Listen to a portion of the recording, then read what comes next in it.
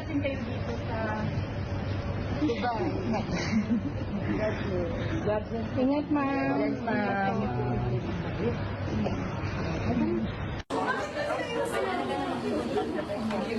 Ma'am, pakipasok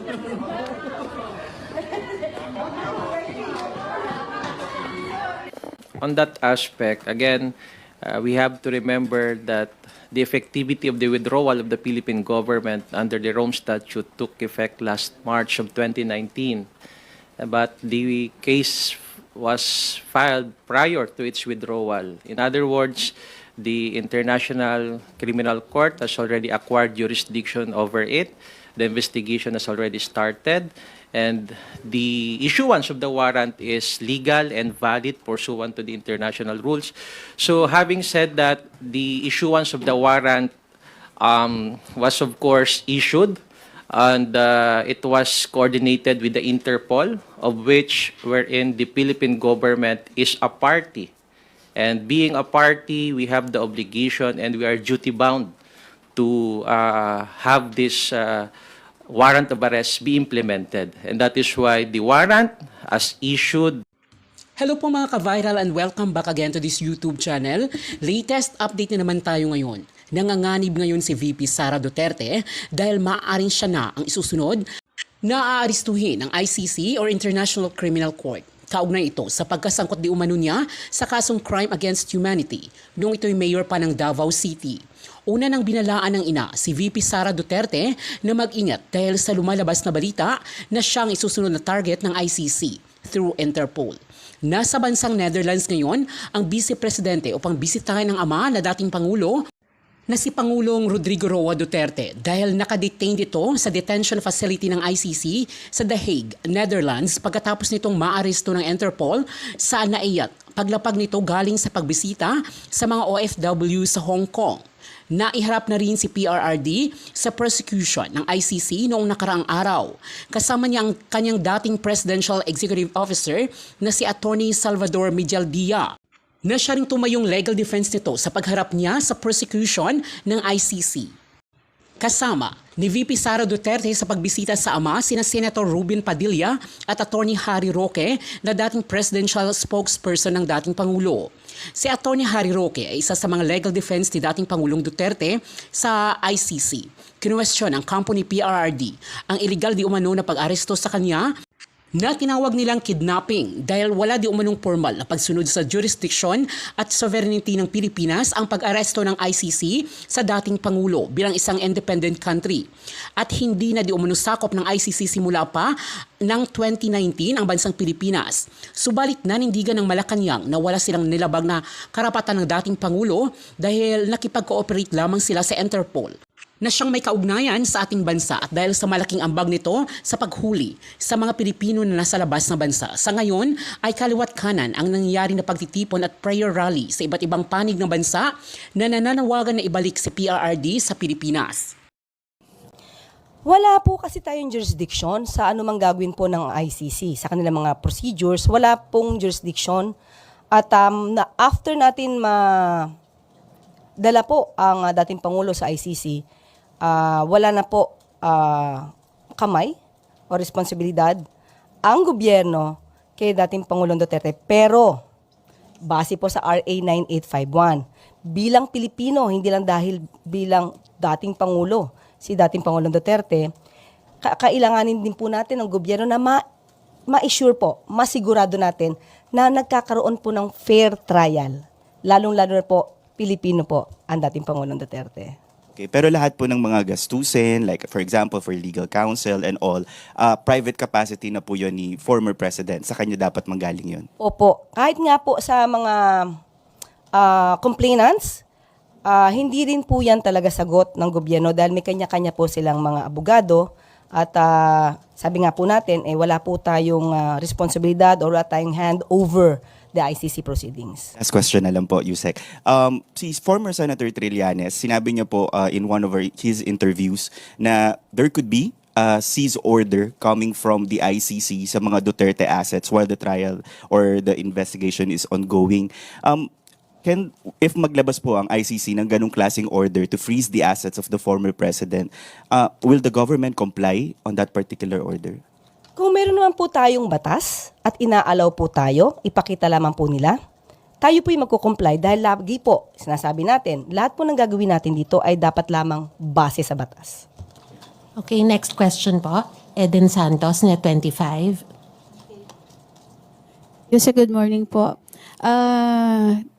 Sabi po, the Office of the President said it paid for the private jet that brought former President Rodrigo Duterte to The Hague or The Hague. Paano ba bigkasin yun? The Hague. Baby, do you confirm po itong statement na to na ang Office of the President ang gumastos po dun sa pag-fly kay former President Duterte using a private, is it a jet plane or yung pong ginamit na last na? Opo, ina-admit po na ang palasyo po, ang nagbayad, ang gobyerno po, ito po ay may kaugnayan sa assistance po na ibinigay natin sa Interpol. So, sabi nga natin, kapag hiningi po ang assistance, siyempre po dapat kumpleto po.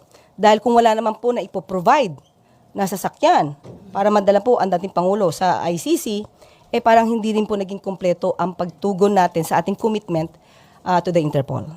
Magkano po yung kung meron na tayong estimate na ginastos dun sa pag-travel po kaya FPRRD? Wala po tayong kompletong detalye about that. At maaari po siguro ay hindi ko agad masasabi kung meron man po dahil meron pong kaugnayan ito sa isang pribadong korporasyon. Yesterday po, medyo hindi kasi ako nakadalo dun sa briefing. Naikwento po nung ating mga officer from the PNP, CIDG, na yung ginawa pong pag-aresto kay FPRRD, yung naging attitude po nung mga pamilya na nagwala, parang gano'n, nagsisigaw, nagmura. Yung po bang ganong attitude, ay is it normal or sa tingin nyo hindi po? Normal lang sumigaw at magmura? Pamilya po yun eh. Hindi po natin mawawala na gano'n na maging damdamin. Pero since ito naman po ay matagal nang pinag-uusapan at aminado naman po ang dating Pangulong Duterte na may kaso naman po sa ICC. At nabanggit nga rin po niya sa kanyang talumpati sa Hong Kong na meron siya nadidinig na warrant of arrest. Pati nga po si Senator Bato, inamin niya na mayroon. Kaya hindi siya sumama sa Hong Kong. So, normal ang magkaroon ng ganong klaseng damdamin. Pero siguro dapat malaman din po natin lahat kung hanggang saan yung hangganan. Kung hanggang kailan pwedeng mag-react sa kapulisan.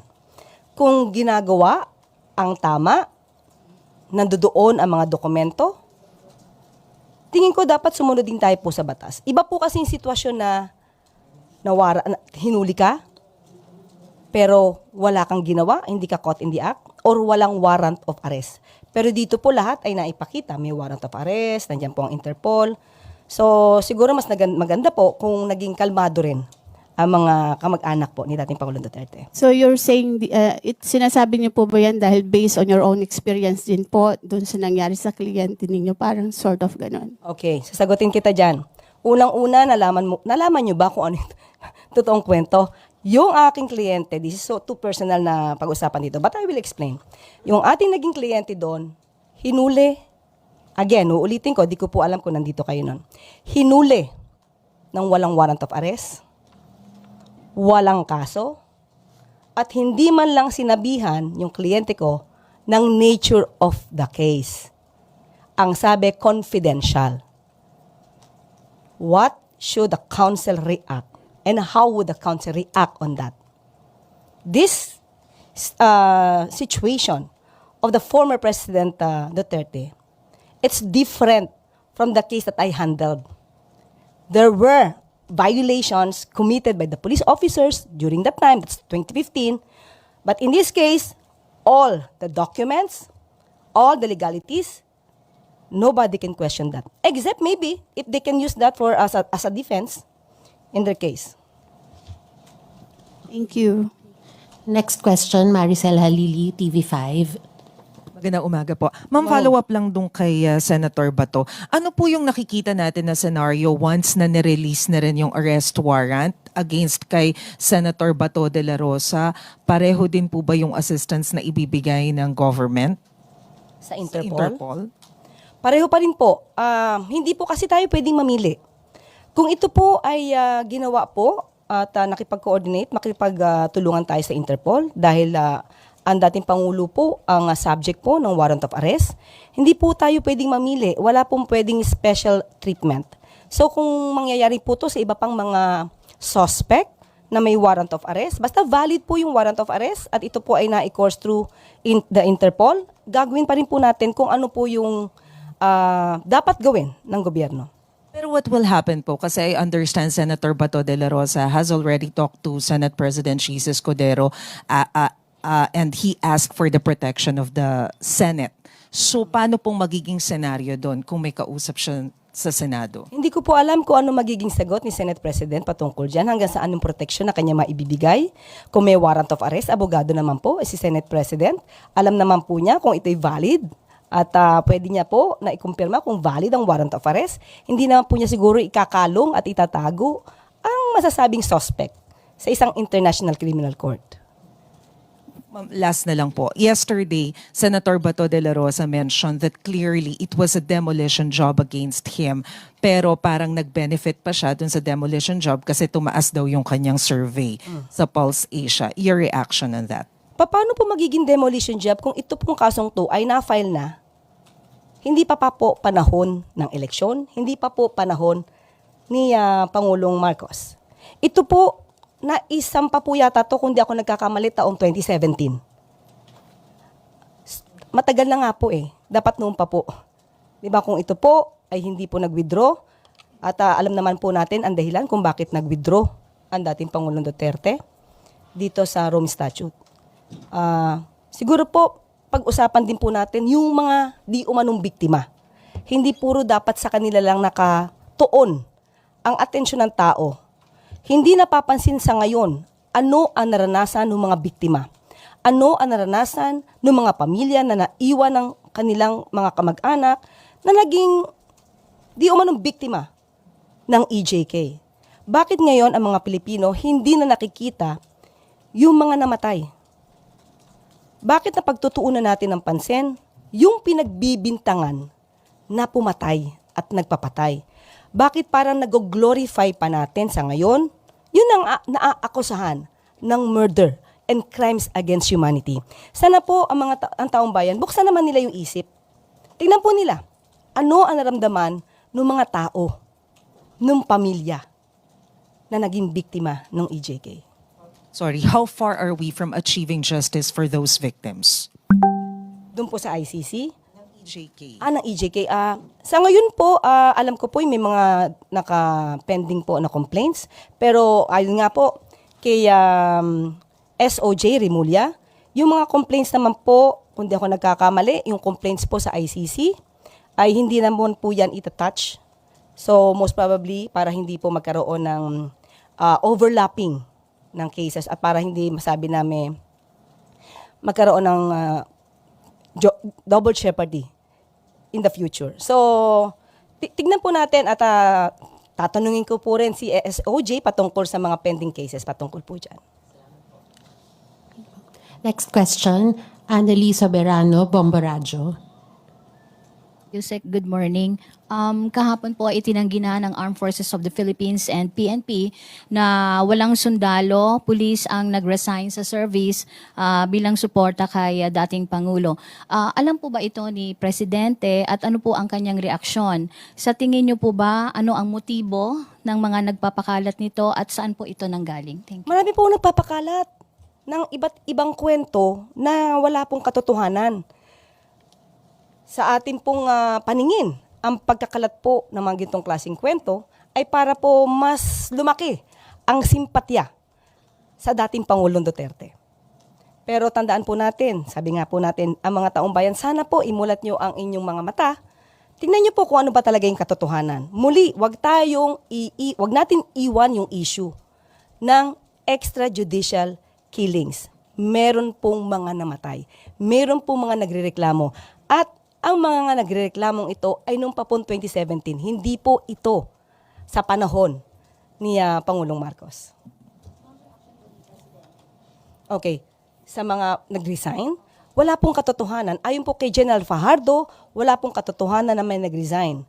Kung ito man po ay may kaugnayan sa pag-surrender ng gobyerno kay dating Pangulong Duterte sa ICC through the Interpol, wala pong nagre-resign ayon po kay General Fajardo.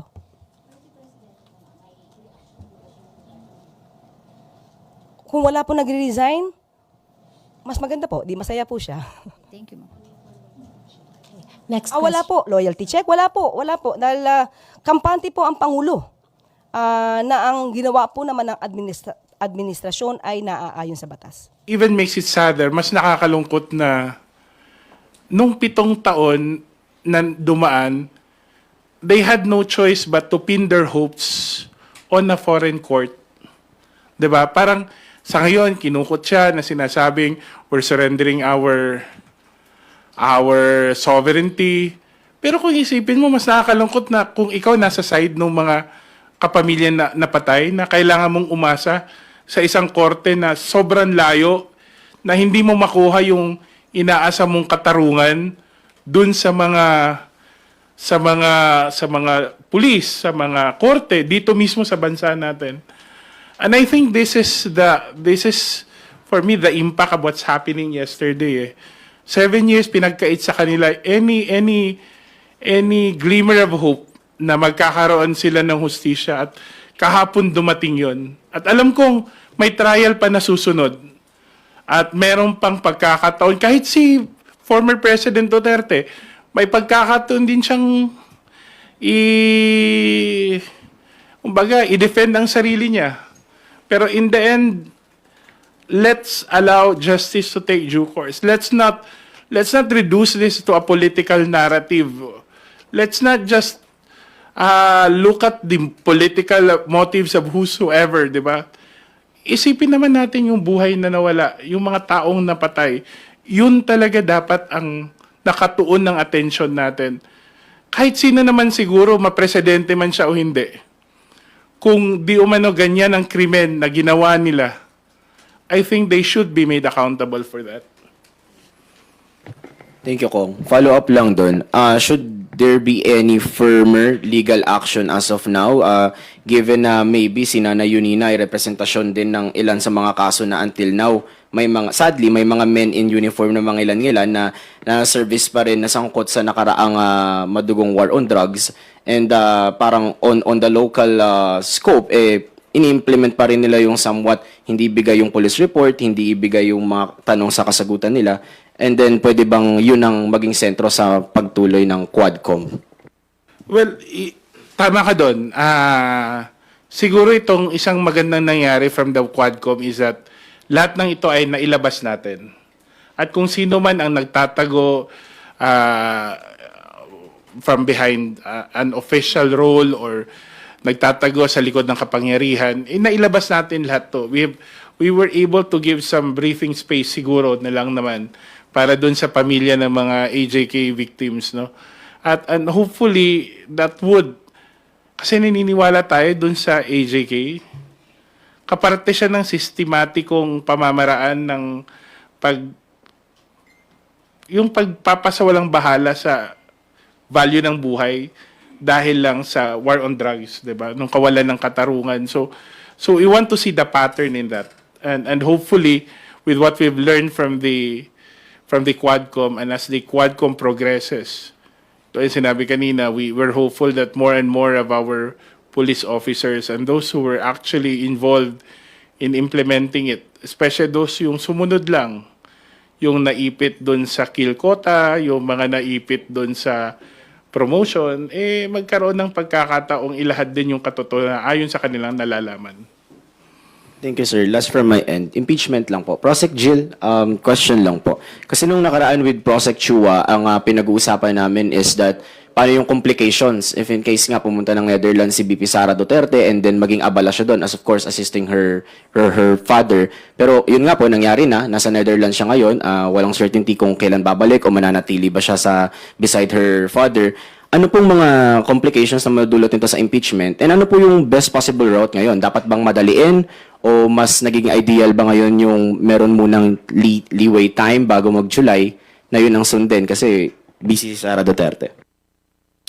Well, first and foremost, it has the Senate should act whether or not to convene themselves as an impeachment trial court. No, again, we're not saying na ito po ay dapat gawin na, but it's the Constitution, no, the constitutional provision that the trial by the Senate shall start forthwith. So, with respect to that, wala na ho kaming magagawa doon no? Nasa kamay na o yung bola nasa Senado na, no? So, let's wait and see, no, kung kailan nila po aaktuhan 'yan. Pangalawa, siguro malalaman natin kung ano yung magiging implikasyon once na nag-start na ang impeachment trial. For now, of course, as a daughter, as the Vice President, pumunta siya para mag-assist sa kanya pong tatay na si Pangulong Duterte. So, hindi pa namin makita kung ano magiging implication nito. But most probably, if the respondent, no less than the Vice President, has to file his answer to the impeachment complaint, of course, she has to sign that particular pleading. No, she has to take an oath before a notary public. Sir, will you please enlighten us, non-lawyers, regarding doon sa contention ng legal panel ni former President Duterte?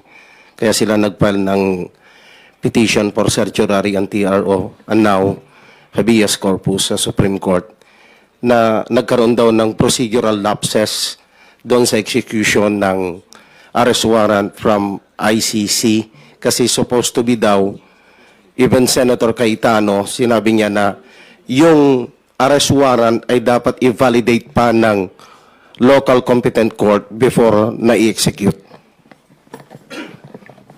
Okay. With respect to that issue, no, I haven't read their petition, no, petition for certiorari and the petition for writ of habeas corpus. But, well, I assume that their contention is that there were procedural lapses in the implementation of the warrant, number one, because according to them, probably the Philippines should not recognize that warrant, no, because we are no longer a party or a member under the Rome Statute. So, yun yung sinasabi nila. Well, my understanding of this issue is that the warrant of arrest was validly issued by the International Tribunal, particularly the ICC. And although the Philippines is not a member, is no longer a member of the Rome Statute, but the warrant of arrest was coursed through the Interpol, no, of which our country, the Philippines, is a long-time member of this organization. And under that, we are duty-bound, we are under-obligated to effect and implement the warrant. So, being a member, meron ho tayong obligasyon, no, na through our Philippine National Police or the law enforcement agencies to implement and effect the warrant. So ginawa lang naman ng ating pong gobyerno yung kanilang trabaho na with the issuance of the warrant of arrest, kailangan nila po yun i-serve kay Pangulong Duterte. At yung sa petition for writ of habeas corpus, of course, they really want the body of President Duterte, no, to be returned in this country. But I guess it should be a matter that the Supreme Court should decide. And also, there are legal remedies available on the part of the respondent, no, on the part of President Duterte. So probably they can file a motion or a petition with the ICC, considering that in a few hours, of course, the President will be turned over to the authorities of the ICC, which has the jurisdiction over the case. And yun po yung mga kailangan natin abangan, ano? And again, as mentioned nga, this is unprecedented. Hindi pa to nangyari before eh. And that is why, well, once and for all, for the Supreme Court to decide with respect to that issue, no? regarding that procedural lapses. And of course, hindi yung fact na kailangan po i-validate, by being a member of the Interpol, of course, as part of the global community, we should cooperate with respect to transnational crimes like terrorism, cyber crimes, hijacking, human trafficking. So these are crimes that are being committed across the country. For instance, let me illustrate. What if a particular individual, a foreign individual, committed a serious crime, for instance, crimes against humanity, in a particular foreign country, at yung akusadong yon lumipad dito sa ating bansa, to seek, probably para makapag-evade ng justice, para magtago, and the ICC issued a warrant, for that arrest of that particular person. So, ano bang gusto mong ibig sabihin? Hindi ba kikibo ang ating pong bansa na hulihin ang isang individual na gumawa ng isang seryosong krimen sa ibang bansa? So, magiging pangit ang implikasyon nito. Baka isipin ng mga mamamayan o na ibang mga neighboring countries na baka magiging safe haven for criminals itong ating bansa if we will not comply with our obligation under Interpol. So again, we have to respect the legal process. We have to trust the legal process. So yun po yung aking komento patungkol po dyan. Another question, Attorney Jill, regarding impeachment. Sir, can you confirm na based on the information from the Senate, na supposed to be this day, magkakaroon kayo ng ocular inspection mismo doon sa nire-request nyo na room assignment, pero pinospone daw kasi this afternoon magmi-meeting uli ang prosecution panel regarding the next move on the impeachment against the Vice President after the arrest of former President Duterte. Well, probably an official request was already sent to the Senate for us to asking the Senate through the Senate President na bigyan po kami ng isang kwarto in anticipation for the trial wherein doon ho kami tutuloy at doon yung mga paghahanda na gagawin namin bago po magsimula ang impeachment trial. Pero kami pong mga public prosecutors together with the private prosecutors ay nagkaroon po ng pag-meeting kahapon. At ganun pa din yung aming pong paghahanda sa magiging impeachment trial. Of course, yung division of labor or yung assignment of task were already given to the respective members of the prosecution panel.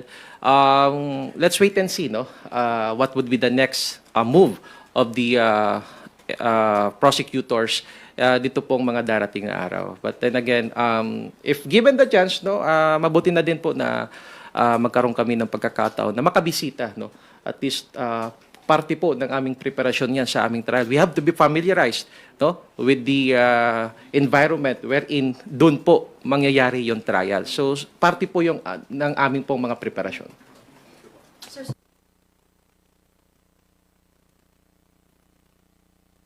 Wala ho kaming meeting ngayong hapon.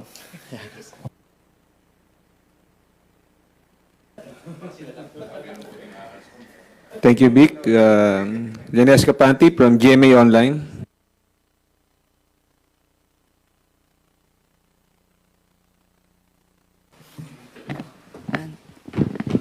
Good afternoon, sir.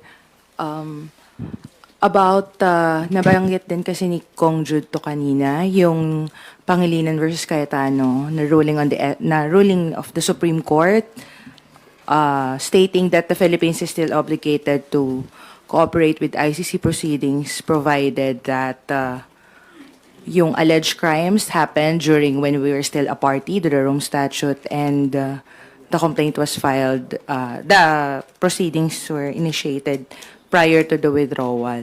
Given this Supreme Court decision, do you think the Marcos government